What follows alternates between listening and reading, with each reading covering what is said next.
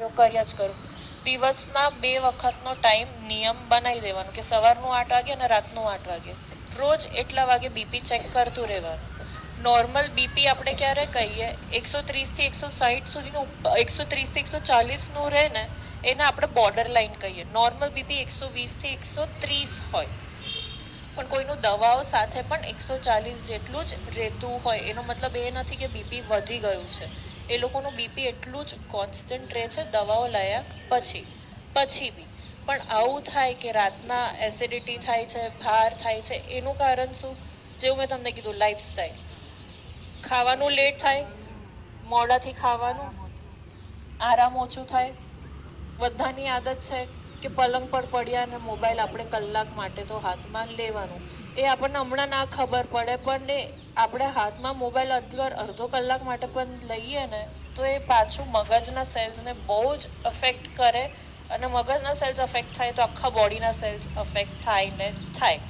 એટલે ટ્રાય કરવાનું કે આપણે જેવું જમી લઈએ, હવે એવું પોસિબલ તો નથી કે આપણે બધા જ સાંજે 7 વાગે ખાઈ લઈએ ને પછી કશું ખાઈએ નહીં.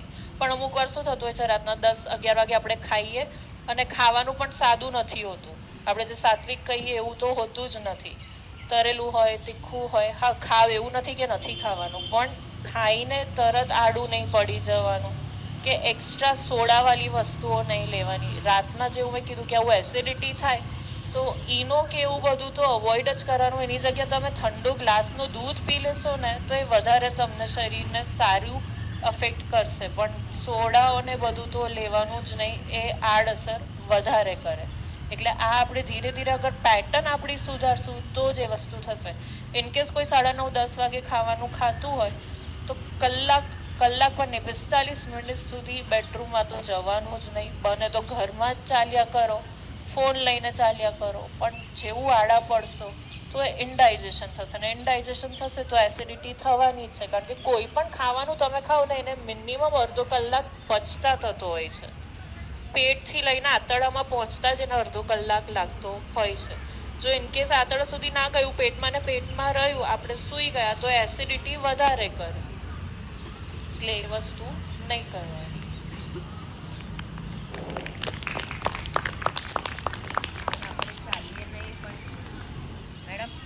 આપણે ચાલીએ નહીં, જમ્યા પછી આપણે રસોડાનું અડધો કલાક કામ કરીએ એના પછી ઊંઘીએ તો ચાલે નહીં. કામ કરવાનું, એવું નહીં કે ખાઈને સીધા આડા પડી ગયા. તમે બેસો તો પણ ચાલશે, પણ આડા નથી પડવાનું. બીજી વસ્તુ શું કે આ વસ્તુઓ જે લોકોને એસિડિટી વધારે થાય ને એ લોકો